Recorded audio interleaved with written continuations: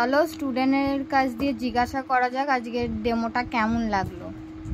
বলো আজকে first day workshop করে তোমার কেমন লাগলো? খুব ভালো লেগেছে, খুব সুন্দরভাবে শিখিয়েছে, মানে পরপরভাবে খুব ভালোভাবেই বলেছে।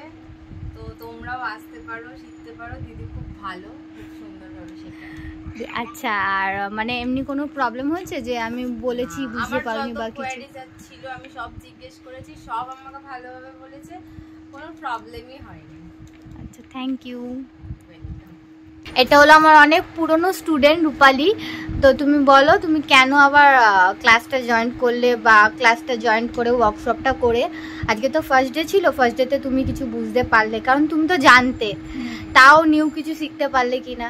কারণ আগে যখন আমি আর্টটা শিখেছিলাম সেই তখনকার তুলনায় আর্ট এখন অনেকই আপডেট হয়েছে। তো আমি ভাবলাম যে অন্য জায়গায় আমি কেনই বাজাবো, যেহেতু ম্যাডাম এত আমাকে ফার্স্টবারে এত ভালো করে শিখিয়েছিল। তখন তো আমি কিছুই জানতাম না নেলসের ব্যাপারে।